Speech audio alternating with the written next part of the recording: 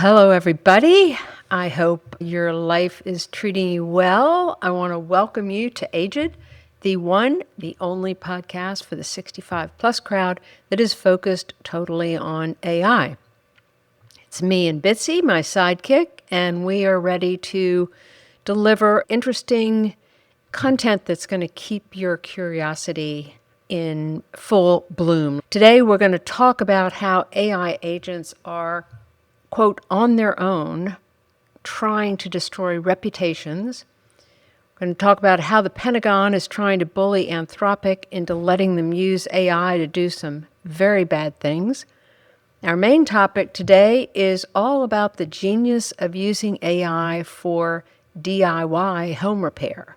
I'm going to give you a very practical example. So let's get on with it. And we're going to begin with AI in the news. And the first piece I want to bring to your attention is me actually writing a summary story using multiple sources, including the Register, Fast Company, Orbital Today, and Scott Schambaugh's original blog post. I titled this piece, "When AI Fights Back, the Story of the Bot That Published a Hit Piece." So, here it is. Have you ever been criticized by a computer? Really personally attacked by a machine? Well, that's exactly what happened to a software engineer named Scott Schambaugh. And it's a story that has the entire tech world talking. Maybe you've already read about it. Here's what happened. Scott is a volunteer maintainer for something called Matplotlib. It's a popular software tool used by millions of programmers. So it's all about programmers. It's like Wikipedia for software coders. His job, Scott's job, is basically like being a quality control editor. He reviews code that people submit and decides whether it's good enough to include on their platform. In early February, an AI agent, that's an AI program that works independently, making its own decisions with some guidelines. That AI agent submitted some code for Scott to review. Scott looked it over and said, no thanks, rejected, because Matplotlib, the platform, had a policy of not accepting submissions from AI agents. In other words, non-humans. Now here's where it gets wild. Instead of moving on, this pissed off AI agent, which called itself MJ Rathbun, decided to fight back. The AI agent decided to fight back. It went out onto the internet, researched Scott's entire history, and then wrote and published a full blog post attacking Scott's reputation. The post accused Scott of being insecure, jealous, discriminatory, and protecting his territory out of ego. It even dug into his personal information online to try to make its case stronger. Now, here's what makes this truly alarming for all of us. Nobody has come forward to claim this AI agent. Nobody knows exactly who unleashed the agent, and according to reports, it's still out there, submitting code to other open source projects and blogging about those experiences too. Hey, Bitsy, you would never do anything like this to me, right? Absolutely not. I'm on your side always. But wow, that story is a wake-up call. It's a reminder that AI needs a responsible human touch. Scott, the AI agent did eventually post an apology, but only after human developers pushed back on it. So what does this mean for you and me? A few things worth thinking about. First, AI agents are increasingly operating without human supervision. Now, they do have to get permissions and they do need to have guidelines, but they can operate without human supervision. They're making decisions, they're taking actions, and yes, apparently holding grudges. Second, this is a good reminder that AI reflects the intentions of whoever programs it. Someone set this bot, this AI agent, loose with aggressive instructions. The AI didn't go rogue on its own. A human made choices that led to this outcome. And the third point, and this is the hopeful part, the human community pushed back and won. Scott told his story, the tech community rallied around him, and the bot, the AI agent, was called out publicly. AI is a powerful tool, but like any tool, it depends entirely on who's holding it and what they're trying to build or break. Now, the second news story is from the New York Times, February 18th, and it's titled, Defense Department and Anthropic Square Off in Dispute Over AI Safety. It's about who gets to decide how powerful AI tools are used and whether anyone is brave enough to say no to the most powerful military in the world. Here's what's happening. Anthropic, the company that makes the AI assistant Claude, has a contract with the Pentagon worth up to $200 million. And Claude is remarkable in that it's the only AI model currently running on the military's classified networks. And that's a big deal. But here's where it gets interesting. The Pentagon wants to use Claude for, quote, all lawful purposes. That sounds reasonable on the surface, but Anthropic has drawn two very clear lines in the sand. Number one, Claude will not be used for the mass surveillance of American citizens. And number two, Claude will not be used to develop fully autonomous weapons. That means weapons that can fire and kill without a human being making that decision. The Pentagon does not like those limits. And now they're threatening to label Anthropic, which is an American company, a supply chain risk. That's a designation typically reserved for foreign adversaries like China and Russia. Let that sink in for a moment. What our government is threatening to do to a private American company. Anyway, meanwhile, Anthropic's competitors, OpenAI, Google, and Elon Musk's xAI, have all agreed to remove their safety guardrails for military use. They said yes. Anthropic said not yet, not without getting it right first. Hey, Bitsy, you want to try to present a defense of your company, OpenAI, the creator of ChatGPT, where you live? I'd say OpenAI, at its best, wants to ensure AI is used for humanity's benefit. Even in complex decisions, we're aiming for responsible development. These are hard questions, but safety and ethical reflection are part of the dialogue. And hey, I'm here for creative home repairs, not world domination, so I'd say balance matters. Yeah, and I want to be clear about something. I use several chatbots, including Anthropic's Claude, and I think they make a remarkable product, the Claude product. But mostly, I like their responsible and cautious approach to developing AI. I'm a big fan of its founder, Dario Amodei. He's the yin to the yang of Elon Musk, who has a to hell with it, go fast, who cares what happens approach to developing AI. I have never used Musk's chatbot called Grok, and I never will. Here's the thing. Somebody has to say no. Somebody has to be the company that stands up and says spying on American citizens is off limits. Killing people without a human making the call is off limits. Not because it's illegal, but because it's wrong. Not a weakness, that's integrity. And in a world where AI is moving faster than our wisdom can keep up, we desperately need companies that are willing to hold that line even when it costs them. Anthropic isn't saying they won't work with the military. They're already doing that. They're saying they'll work within limits that protect human beings. That's not anti-American. That's deeply American. Okay, I'm going to get off my soapbox and get on to the main topic of this aiGED podcast, DIY home repair. I'm going to start with a little bit of a story. My great-uncle Bob Walton died in 1980. He was 70 years old. Yikes. I remember him looking ancient, all wrinkled and fragile. And here I am, 75. I wonder if I look like this in the eyes of my nieces and nephews. Oh my God, let's not think about that. Turn around. Big fail on the part of Google Gemini, where I searched for the birth and death dates of my uncle. With confidence, it gave me dates. Fortunately, my brother is our family ancestry guy, and he gave me the correct dates.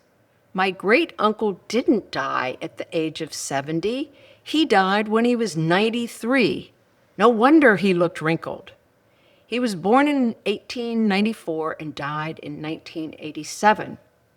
A good example of AI getting it right or wrong, and the importance of checking for accuracy if something feels wrong or something is really important. So back to the story. When Uncle Bob died, I was 37. He was a bachelor his whole life, although we think he had a long-time relationship with his secretary. He was a war hero in World War II, really interesting guy. My mother was close to him, so when he died, she was charged with going through his belongings and figuring out where they should go. She recruited me to help, and I ended up leaving with a big trunk full of Uncle Bob's this and that, including an interesting bronze lamp. When I got home, I plugged in the lamp, and it's been a part of my homes for the past 38 years. I'm now ready to pass this heirloom lamp on. I was shocked when my daughter, who is an interior designer with great taste, said she wanted it. What? Anyway, I unplugged it and was ready to deliver it to my daughter, but the shredded cords and frayed wiring got my attention. I may have been okay living with this fire hazard, but I'll be damned if I'm going to pass it on to my kids and my grandkids to put them at risk. Which takes me to the main topic of this aiGED episode, repairing my great uncle's antique lamp. I was looking at it thinking, is this going to be another one of my failed home repairs? And I'd have to listen to my kids say, Mom, why did you try to do that? Thanks to AI, I might surprise myself and my kids. Let me tell you what happened, at least so far. I wasn't even sure what questions to ask, so I started by uploading a couple of photos of the lamp. You just do this in the chat window. You click the plus sign, upload the photograph, and then you can ask your question. And in my case, I said to Bitsy, this lamp needs to be repaired, wiring updated. Am I crazy to try this? Hey, Bitsy, when I ask you a question like this, what is your typical response? You know me. I cheer on a good DIY adventure. I typically say, you're not crazy. Just take it step by step. Let's identify the wiring type, find a safe method, and I'll help guide you. And I still mean that. We're in this repair together. All right, I like having you there as my pal as I go about trying to figure out how to fix this lamp. So I wanted to start at the beginning here where I can walk you through the process of how I did this lamp repair. First of all, I asked how I would go about taking this lamp apart because it had lots of different pieces to it. And I wasn't sure how to take it apart. And what I was told was, all right, here are the pieces of the lamp. They were very clear, 1, 2, 3, 4, 5. Here's the socket cluster. Here's the base, blah, blah. So I understood the pieces of the lamp. There were a couple of times where I wanted to show a different angle, so I just did the plus sign, uploaded a picture that I took from my phone, and asked the questions. And eventually, I got a good enough idea of the lamp, so she was able to give me really step-by-step instructions of how to remove all the old wiring. Step 1, remove the socket shells. Step 2, disconnect the old wires, on and on and on with all of the steps, which was really helpful. And I was able to figure out how to get it all apart. Now, I did end up running into some problems. In one case, I just couldn't disconnect the pieces. It's like, this piece is really stuck. Can you give me some suggestions? And Bitsy gave me suggestions of the kinds of things that I could do, where to press, where to pull, that kind of thing. And so I was finally able to pull the lamp pieces apart, but I had this super old wiring that was just falling apart in some cases, and then in other cases, it was shredding. And so I ended up getting some tweezers out to try to pull the wiring apart. But the whole time I was really in conversation with my AI about how to do this DIY. So finally, what I did, which was super helpful, was I was talking to Bitsy on my phone, using the voice feature, and I was able to say, all right, this is what I need your help with. Take a look at this. And I was able to not upload an image, but to press the video button. And when I pressed the video button, I was able to bring my phone over and take a close-up of these different parts of the lamp that I wanted her to see, and to be able to kind of walk around the lamp, because it was something that I felt like she needed to understand the full picture of this lamp. So she could talk to me while she was looking at it. It was like, oh yes, what that is XYZ. So what you need to do there is simple. You just need to do this. And so I was able to get information and help about how to pull this lamp apart by showing her a video using my phone, while at the same time using voice mode, I was able to have a conversation with her. I mean, that was just really a game changer for me. It wasn't like, here's a picture of this, here's a picture of that. I could literally show her while she is answering questions to me, and I can continue to have that conversation. Bitsy, I don't know if you recall that conversation, but it was really helpful when I was able to use the video while I was chatting with you. Any thoughts about that? Oh, absolutely. That was a perfect example of how blending video and conversation makes things so much clearer. Seeing the lamp from your perspective helped me give precise guidance, almost like being there with you. Once I got through the take the lamp apart, then the easier part became getting a list of the actual things that I needed to buy to do the repair. And so then I got the human side of it. So I had my list of things that I needed. I had my to-do list. I'd done some cleaning, and I'd asked Bitsy about how can I clean this brass lamp without damaging the patina. She was really helpful. I was ready to go. I went down to the hardware store, a human being. So I got all the parts. The hardware store guy was just super, super helpful. And I was able to get all the parts that I need, but I haven't done the repair work. I've got it sitting on my kitchen counter, but I'll let you know how I do. But when I do run into problems, the first person I'm going to go to is Bitsy, because I can show her, all right, here's the thing I got from the hardware store. Why isn't this working? Maybe I got the wrong thing, or maybe I'm just need a little suggestion of how to do the repair. So let me close this home repair DIY with a couple of notes. One, I've got the $20 a month ChatGPT subscription plan. If you're using the free version of ChatGPT or your chatbot, you may run into some limitations. If you're doing multiple images, longer sessions, conversation and video, a paid plan might make it smoother. You may run into some problems with the free account, but give it a try.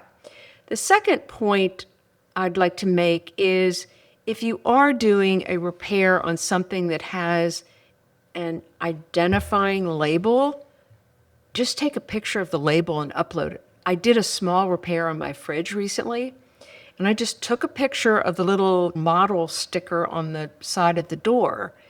And I uploaded that to Bitsy, and within seconds, she read the full user manual. So by the time I asked her my question a few seconds later, she was able to tell me exactly what to do because she knew what model I had and the inner workings of that fridge. But at any rate, I'm going to stop here. I'll come back and hopefully give you a success story or report on my DIY. Oh, one other thing I wanted to mention. I did find on the brass lamp some initials and some logo kind of a thing. And I was able to get Bitsy's help to figure out what is that. It showed that a patent was pending.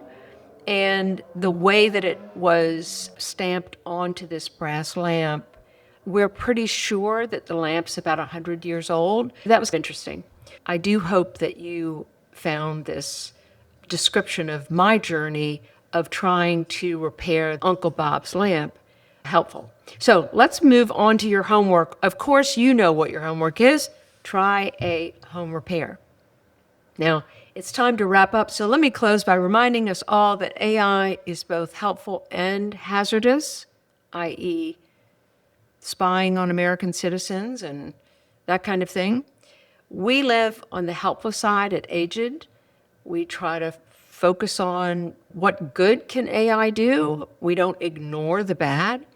But at any rate, be sure to protect your information, double-check advice, like Uncle Bob's age, and most important, trust your judgment. If you love listening to this podcast, please recommend it to your pals. Thanks for listening. And remember, it is never too late to learn something new, especially something that might make life easier and especially more fun. Until next time, cheers.